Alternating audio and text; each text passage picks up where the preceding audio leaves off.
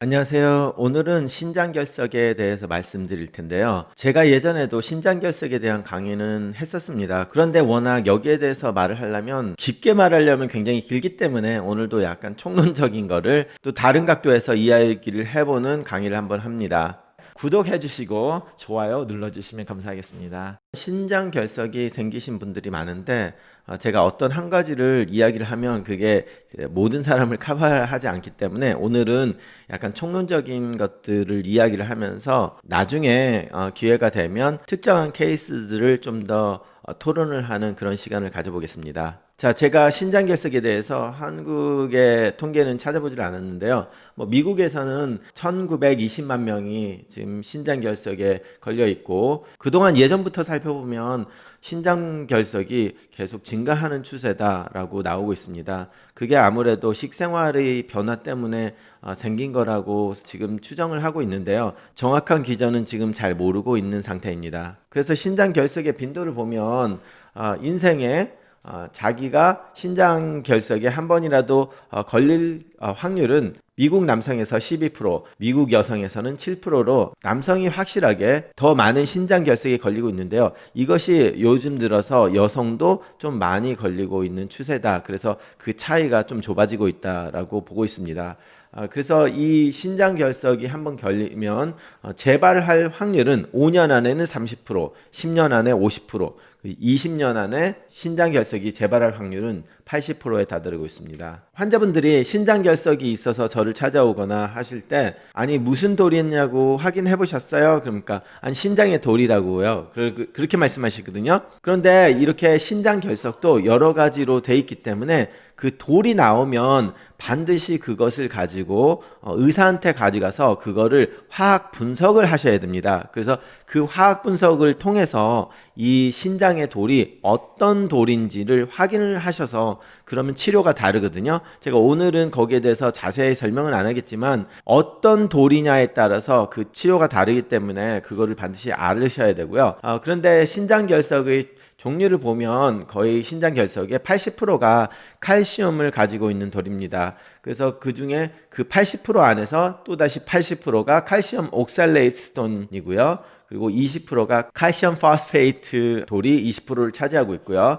그리고 이제 전체 신장결석의 10에서 15%가 유릭 에세트 스톤이고, 유릭 에세트 스톤이라고 하면 이 돌을 가지고 있는 환자 중에 60%가 당뇨 환자라고 밝혀지고 있습니다. 그래서 유릭 에세트 스톤이 났다. 그럼 당뇨 검사를 해봐야 됩니다. 만약에 자기가 당뇨 환자가 아니었다고 하면. 그리고 스트로바이트 스톤이 이제 5%에서 10%가 되고, 그리고 1%에서 시스틴 스톤이 발견되고 있습니다. 자, 그래서 신장결석이 걸리는 사람이 누구냐? 여러 가지가 있겠지만 그 사람들 중에서 신장결석이 걸리는 위험 인자들을 보면 소변에 칼슘이 많이 배출되는 사람, 아니면 소변에 시트레이트가 적은 경우, 아니면 소변에 옥살레이트가 많거나 유릭 에셋이 많은 경우에 신장결석이 걸릴 확률이 높아지고 있습니다. 우리가 신장결석 환자가 오면 여러 가지를 물어보는데요. 그 병력, 어떤 약을 먹냐, 엔타이바이러스 약 중에서 에이즈 환자들이 먹는 약이라든지 이런 것들이 신장결석을 일으키는 약들이 있어요. 그래서 그런 약들을 먹는지 확인을 하고, 그리고 예전에는 그렇게 많이 알려지지 않았지만 요즘은 한국에서도 증가 추세로 발견되는 것이 이제 크론시병 장애 문제가 있으신 분들, 그리고 진료를 하면서 식사에 대해서 좀 물어보거든요. 이제 단백질을 많이 먹냐, 아니면 퓨린이 들어있는 음식을 많이 먹고 있는지, 아니면 염분을 많이 섭취하고 있거나 칼슘이나 옥살레이트의 섭취량을 좀 조사를 하기도 합니다. 그렇게 한 다음에 우리가 피 검사도 하고 소변 검사도 하고 초음파나 CT를 통한 돌이 현재 얼마나 많이 있는지를 검사를 하게 되는데요. 먼저 혈액 검사를 보면 기본적인 검사를 하면 이제 우리가 전해질 검사를 먼저 하거든요. 그래서 거기서 칼슘이 높은 사람들이 만약에 있게 되면 거기에 추가 검사를 그 다음에 하게 됩니다. 그래서 칼슘이 높게 났다 그러면 이제 primary hyperparathyroidism이라고 해서 부갑상선에 항진증이 생기신 분들이 이제 돌을 많이 만들고, 그러면 이런 분들은 또 골다공증도 생겨요. 그리고 sarcoidosis 병, 그리고 CYP24A 뮤테이션과 바이타민 D에 대한 병이 있는데 그거는 끝에 부분에 다시 설명을 드릴 거고요.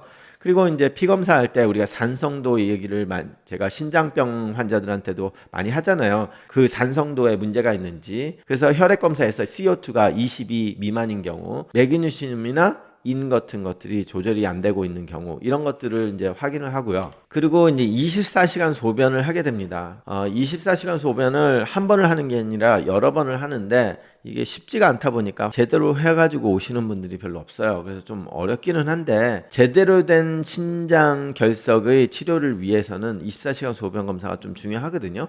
그래서 이거를 하면 소변량을 보고 그 소변에 들어있는 전해질 양을 보고 이제 뭐 pH, 산성도 이런 거를 검사하기도 하고요. 그리고 스트루바이트 스톤 이런 경우에는 방광염이 심해져서 뭐 신장에까지 타격을 입히고 그런 식으로 하거나, 신장 안에 감염이 자꾸 생겨서 돌이 생기는 스트루바이트 스톤 같은 경우는 소변에 균이 어떤 거가 나오는지를 배양을 하고 신장 돌을 수술적으로 빼고 장기간 항생제 투여를 해서 이 균을 없애는 그런 치료를 또 따로 하게 됩니다. 그래서 이렇게 신장에 돌이 있다고 해서 다 같은 치료를 하는 게 아니거든요. 그래서 이게 신장에 어떤 돌인지를 반드시 알아야 된다는 거 다시 한번 강조드리고요.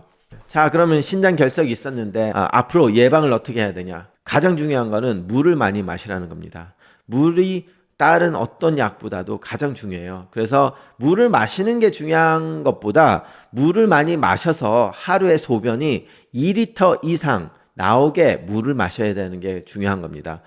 자기가 뭐 떼약볕에서 공사장에서 일을 하시는 분이나 이런 분들은 물을 많이 마신다고 해도 소변이 적게 나올 수 있잖아요. 그렇기 때문에 아무리 물을 많이 마셔도 소변이 뭐 1리터밖에 안 나온다. 그러면 문제가 있는 거예요. 자기가 활동을 해서 땀을 많이 흐르면 소변이 적게 나오기 때문에 그런 분들은 더 많은 물을 먹어서 하루 2리터 이상의 소변이 나오게 하셔야 됩니다. 이런 경우에는 뭐 커피, 맥주 이런 것도 신장을 돌을 예방하는 데 도움이 된다고 나오고 있죠. 당연히 이제 소변이 많이 나오게 하는 것들이 도움이 되게 하니까. 자, 이 의사가 또 이런 말 한다고 술을 매일마다 엄청나게 드시는 분들이 조동혁이가 이런 말 했으니까 맥주와 소주만 엄청나게 마신다 이런 말을 하지 마시고 신장 결석에 도움이 된다라고 하는 거 말씀드리고요. 그리고 이제 구연산 칼륨, 포타시움 시트레이트를 먹게 되는데요. 여기에 대해서도 또 이야기를 하자면 제가 이거 구연산에 대해서만 강의를 10분짜리 강의를 5번, 6번을 할 수도 있기 때문에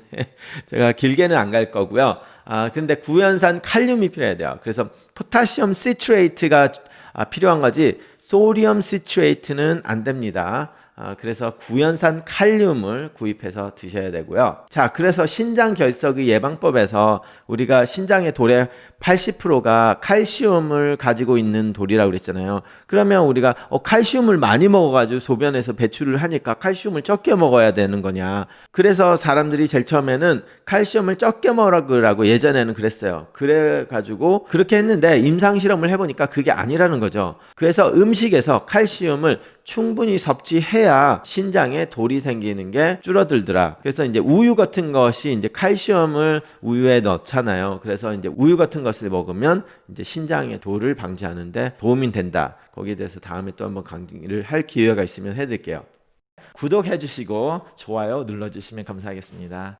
자, 그리고 신장 결석이 생겼으면 이거를 약으로 결석을 녹일 수는 없습니다. 거의 가끔가다 녹일 수 있는 돌이 있기는 하는데 뭐 유릭에시스톤은 조금 녹을 수도 있는데 그렇게 쉽게 녹는 게 아니에요. 그렇기 때문에 일단 생긴 거는 어차피 나와야 되는 거고, 그래서 물을 많이 먹어서 빼고 너무 크다 하면 비뇨기과에서 수술적으로 뺄 수밖에 없는 상황이고, 그렇지만 그게 커지거나 또다시 결석이 생기는 것을 예방을 하는 게 중요하거든요. 그래서 이렇게 예방을 하기 위해서 주는 약들이 대표적인 게 이제 포타시움 시트레이트, 구연산 칼륨이고요. 그리고 클로로달리돈이라고 해서 다이아자이드 계열의 약들, 이뇨제입니다. 이거를 주고요. 그냥 단순히 이뇨제라고 해서 되는 게 아니라 클로로달리돈, 다이아자이드 계열의 약이 필요해요. 그리고 또 포타시움을 높여줄 수 있는 스파이로락톤의 그 약이 도움을 주기도 합니다. 그래서 이렇게 이뇨제에 클로로달리돈, 다이아자이드 계열의 이뇨제나 스파이로락톤의 이뇨제를 먹으면 도움이 된다. 그리고 저염식 식단이 굉장히 중요합니다. 그래서 소금 적게 드시고요. 자, 보너스 라운드로 한 가지 병에 대해서 말씀드리고 끝내겠습니다.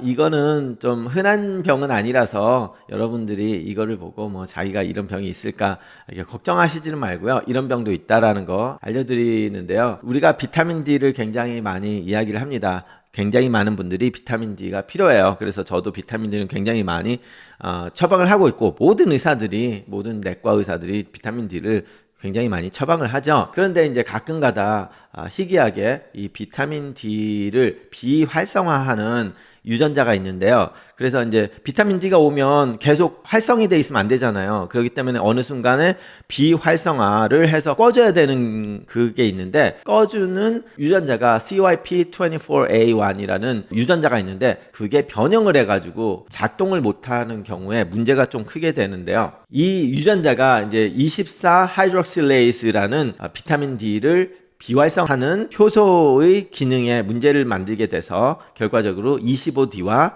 125D가 증가가 되고, 그것 때문에 혈중의 칼슘이 증가가 되고 소변의 칼슘도 증가가 돼서 이제 신장에 돌이 생기게 됩니다. 그리고 이런 사람들을 피 검사를 해보면 혈중의 칼슘이 높아져 있고, 그리고 PTH가 굉장히 감소가 돼 있죠. 그래서 그냥 간단히 보면 당연히 혈중의 칼슘이 높아졌으니까 PTH가 감소돼 있겠지라고 생각을 할 수는 있지만, 혈중의 칼슘이 증가가 된 이유가 여기 이런 데서 있고, 그 증가 이유를 찾을 때 이런 유전자 변형 검사를 해야 되게 됩니다. 자, 그런데 이런 희귀의 병은 이런 유전자 변형 검사를 뭐 쉽게 할 수 있는 게 아니에요. 그래서 이런 거는 특정 대학병원, 뭐 메이오 클리닉 정도로 보내서 이 유전자만을 공부하시는 교수님한테 보내서 이 유전자를 검사를 해야 되는 경우가 많거든요. 그래서 그 피를 그런 대학병원에 보내서 검사를 하게 됩니다. 구독해 주시고 좋아요 눌러주시면 감사하겠습니다. 자, 다시 간단하게 말씀드려서, 신장에 돌이 있으신다면 물을 열심히 드셔서 하루에 2리터 이상의 소변이 나오는 게 중요하다는 말씀 다시 한번 드리고요. 오늘 방송 마치겠습니다. 감사합니다.